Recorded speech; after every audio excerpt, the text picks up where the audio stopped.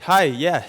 I'm another one of the team in the Avalanche research program at Simon Fraser University, and I'm very excited today to be able to present to you some initial insights from this survey that we're currently conducting, in which we're attempting to examine how Avalanche bulletins are being used and interpreted across the entirety of the backcountry population in North America. No small task.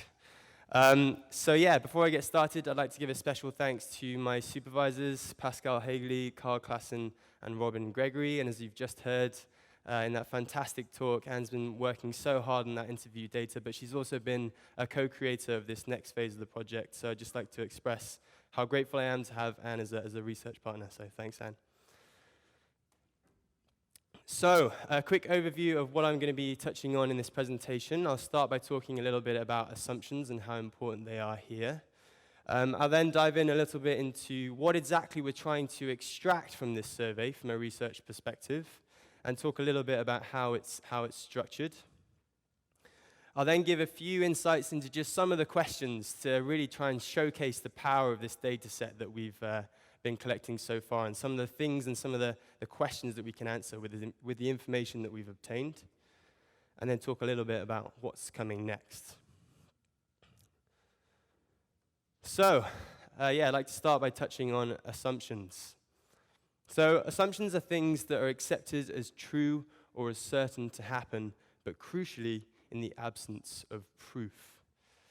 Assumptions are very easy to make. You just need two things. You need incomplete information, and you need an unwillingness to ask the questions that you need to answer in order to complete that information. And for many years in the avalanche forecasting industry, we've had incomplete information about how people are using our products. And so for a long time, we've had to sort of fill in the blanks about how things are being used. And what do? What do most of us do, or what do all of us do in the absence of complete information? We fill in the blanks using our own interpretations of what we have seen or what we have heard. And so we make assumptions.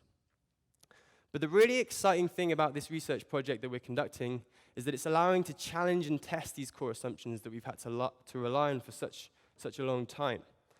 And how are we going about doing this? Well, we're generating a really, really large and comprehensive evidence base of how people are actually using our products. As we just heard from Anne, in the first stage of this research project, we conducted a series of these qualitative interviews to try and surface the main themes and patterns about how people are using Avalanche bulletins. And then in the next phase of the project, which is what I'm going to be talking about in this presentation today, the aim is to really try and test whether those patterns that we've identified are present across the broader backcountry population. So after many, many design discussions and pre-testings and retestings of questions, and we had loads of help from different people in the community, which we're so grateful for, this is what we have created. We launched it on the 1st of April this year, and it's actually open until the 15th of May, next Wednesday. And it's a very comprehensive survey. It takes about half an hour to complete. But actually, depending on the responses that participants provide, they get targeted with specific questions based on their experience level. Just to give you a bit of an idea of some of the things that the survey covers. So we ask all the things you would expect about sort of background demographics and how much experience they have in the backcountry. But we also tap into things like what's their decision-making roles in the groups that they tend to head out with, and what are their perceptions about how other people are behaving in the backcountry, and is that important to them? We talk about the influence, we ask about the influence of social media on their practices, and then we take a deep dive into specific components of the bulletin and see where people are encountering problems and where challenges are being faced. And in our strong push to recruit participants, we really sent the clear message, help us to make Avalanche bulletins work better for you. And so there's lots of opportunities for participants to give feedback about their experiences using the bulletin too.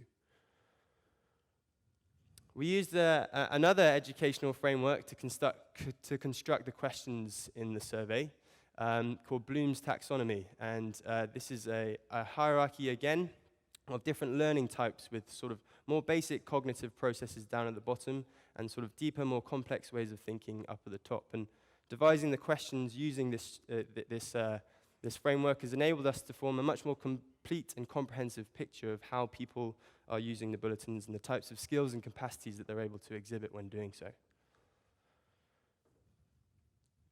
So a quick look at our sample, and as of this morning, we've had 3,237 people completing the survey, which we're overwhelmed with and overjoyed with. It's been fantastic. Quite even representation from Canada and the US. We were anticipating that there would be a predominance of males, but we've been really pleased with the number of females that have participated too. Around 80% of our sample have formal Avalanche training, but around 40% are still in the relative early stages of their backcountry careers with 5 years or less of experience. And while this big red bar is a bit mean and sort of towers above all the different activity types, we were expecting to get lots of skiers, and we certainly did. The fact that we've had more than 200 ice climbers and snowshoers and nearly 200 snowmobilers has been the product of a really hard recruitment push, and we're really proud of this sample that we've obtained. So, very early on in the survey, using the insights that we got from the interviews, we have what we're calling the segmentation question. And we ask people to self-select themselves and self-identify what type of bulletin user they think that they are. And we've actually added in an additional category, which is the F. So some people might not use the bulletin because they have access to professional sources. And just out of interest, can I ask, is there anyone in this room, or how many people in this room have taken the survey? Fantastic. I should have asked that at the beginning, really. Okay, thank you so much for participating. That's brilliant. So these are the numbers that we have as people self-selecting, and so we have more than 50 people who say that they don't tend to use the Avalanche Bulletin. And upon first consideration of the data, we suspect that some of the people identifying at the top end of this scale might have been a bit over-optimistic about their ability to use the bulletin, and so we can actually use the data that we've collected to maybe make some adjustments, and I'll be talking a bit more about this towards the end. So let's have a look at some of the questions. This is one of the questions that we have quite close to the beginning, and it's called the danger rating recall question. So we simply ask people to type out into the box the danger rating levels that they can recall in the correct order. And so maybe you could have a bit of a think in your mind, what proportion of the sample do you think were able to do this? And while it doesn't give a complete picture of these people's familiarity with the scale, it certainly gives a good insight into whether or not they're discussing these levels and how much it's coming into their thought processes when they're planning for trips in the backcountry. So here's the responses. 58.6 people were able to state all 5 levels in the correct order. And interestingly, if you look at the next 3 most common responses, they all have 4 levels in different configurations, and they add up to about 10%, implying that perhaps these people are interpreting the scale as a 4-point scale. The frequencies then drop off rather quickly, and you can see I've put levels that don't exist in purple. Quite a few people just listed the colors, and we've had some more imaginative responses down at the bottom end of the scale too. Which has been quite fun to read through. Hopefully not everyone's seeing it like that. Another fascinating question that we have in there is relating to the likelihood indicators that we use in the bulletin, such an integral part. And we really want to tap into how people are perceiving these different levels, what they think on a scale from 0 to 100, the chance of likely means in terms of the chances of avalanches occurring, and all the other indicators too. So I'm just going to show you the distribution of where people have placed these different sliders. And so this is the entire sample. And unlikely, although the distribution is fairly broad, it's more or less what you might expect. Most people place that slider below 20. But things start to get really interesting when we look at possible and likely. So just take a good look at that for a moment and try and digest it. You can see that, the most common response, or the mode, for both of those two terms is definitely 50. But there's a big split in the distributions, and we're expecting, given the ambiguity of these two terms, that there might be more overlap in the distributions, but you can see likely is much higher. And this is seemingly a pattern that seems to be present for very likely and almost certain too. And if I put up the means, which is shown now by the red bars on each of these distributions, you can see that the answers seem to be skewed towards higher probabilities, with the spaces between the means being smaller in the higher probabilities and further apart down the bottom end of the scale.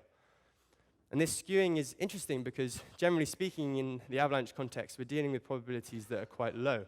And so when we get a result like this, we have to ask ourselves the important question of, is this what we want? Is this what we hope for when we send out these different probabilities? And so it's certainly useful to be able to actually answer those questions and look at them with more insight. Okay. The next question is the aspect question, I'll call it, which is a very simple question, but it's got a really fascinating finding, which I'm excited to share with you. So we just showed each participant one aspect icon, and we said, okay, here's some checkboxes. Can you please select for us which aspect do you think the problem is present on given this icon? And so this is the number of Canadian participants that saw these icons. And this is the percentage of those people that were able to select all of the correct aspect checkboxes. So around 80% made no mistakes. If we look at the US icons of the equivalent aspects, here's the number of people that saw those icons. And here, interestingly, the percentages of people who were able to get all correct are significantly higher, which might come as a bit of a shock. But there's another interesting addition to this story, which is that initially when we first started the survey, we had a bit of a problem in that US participants, some of them, weren't seeing a little tab. So they weren't selecting their regions, and they were being put through the survey as Canadians. And so there were a number of US participants that saw Canadian icons, and we thought initially this was a disaster, this was awful, but it might just be a blessing in disguise, because really interestingly, when they saw the Canadian icons, their percentages went back down. So this is a really important finding and enables us again to sort of challenge those assumptions about where people might be tripping up in the process of the information that we're giving them. And I know I certainly had the assumption that more people would be able to get this question 100% correct. The final question that I want to touch on is one that really forms the crux of this survey, and it's this bulletin application question, very similar to the SAM activity that Anne just described that we used in the interview. So we created a 3D mountain model, and believe me, there were lots of iterations of this different structure. And so, yeah, by giving people highlighted slopes and specific bulletin conditions, we asked them to say, which of these pink slopes do you think are appropriate for traveling on, given the conditions that you can see here? And the first thing we wanted to look at was just simply, did they click the Avalanche Problems tab? And so, for those people that didn't, and just looked at the danger rating levels, this is what they would have seen: considerable in the alpine, considerable at tree line, and moderate danger below. So a response pattern that we might expect here might look something like this. They see that there's two slopes below tree line, moderate danger. Those slopes are the slopes that are appropriate for traveling on. So this would be an example of what we might call a consistent slope choice in this scenario. But if they had clicked the Avalanche Problems tab, this is the conditions that they would have seen. They would have seen that there was a persistent slab problem on all aspects at tree line and below, and that there was a wind slab problem in the alpine from north through southeast. And so here, if they wanted to avoid the problem conditions, the only slope that is suitable, or one potential response that they might give that would indicate consistent slope choice decisions, is by choosing that the alpine west-facing slope is the one that's appropriate for traveling on. So we can get an idea of the kind of consistent slope choice behaviors using this question. But there are also all kinds of other configurations that might indicate inconsistent slope choice decisions. And so this is getting a bit complex here, but for example, if someone did select one of the slopes below tree line and they didn't select the other, that would indicate sort of inconsistent slope choice decisions. And so if we look at the results of the entire sample, the first thing of note is that there were 631 people who didn't check the Avalanche Problems tab, and just over 2,600 that did. And as we might expect, out of those that didn't check the Avalanche Problems tab, more people, a higher proportion, said none of the slopes are appropriate today. And then interestingly, that first configuration that I showed you, just choosing those 2 slopes below tree line, there were still 11.3% of the people that did check the Avalanche Problems tab that still chose that configuration, indicating that perhaps they're being more strongly influenced by the danger rating information than the Avalanche problem information.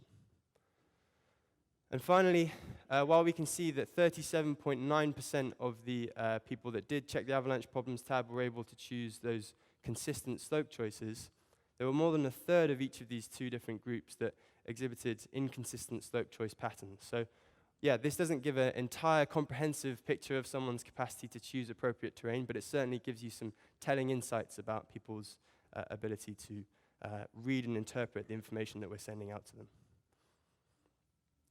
So I'm a little bit over time, so I'm going to try and wrap up. But just quickly, so what comes next? We're still recruiting for the survey. It's going to be open until next Wednesday. So we really want to try and get as many entry-level users as possible.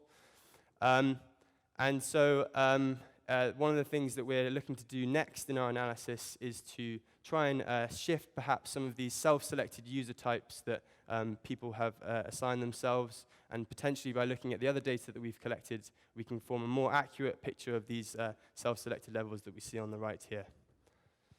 And again, something that we've heard so much in the feedback and that Anne told us about in her data, people are really asking for more interactive tools to be incorporated into the bulletin, and this is something that we're seeing in the survey data too. And then just finally, a question that we have at the end of the survey is, would you be willing to participate in future research? And 2,943 people have said yes. So this is an amazing resource that we have access to be able to test sort of gray areas like the importance of experience and the affective component too. So thanks very much for listening, everyone. Please spread the link if you can to people that you might be willing to take the survey, and thanks so much to all of our sponsors for making this research possible. Thank you. Sorry, I went over. Awesome. So I don't really have a question, I have a comment. So I'm one of the people that is helping fund this project and initiate the project. I'm the warning service manager for Avalanche Canada, and I just wanted to say thank you to the researchers for finding fundamental flaws in my products and services. It's exactly the result that I was hoping for when we started this project, because I think many of us have suspected for a long time that our products are not as effective as they could be. I'm not saying they're bad or ineffective, but they're not as effective as they could be, and this research is going to take us the next step here. So thanks so much to you guys for doing this work.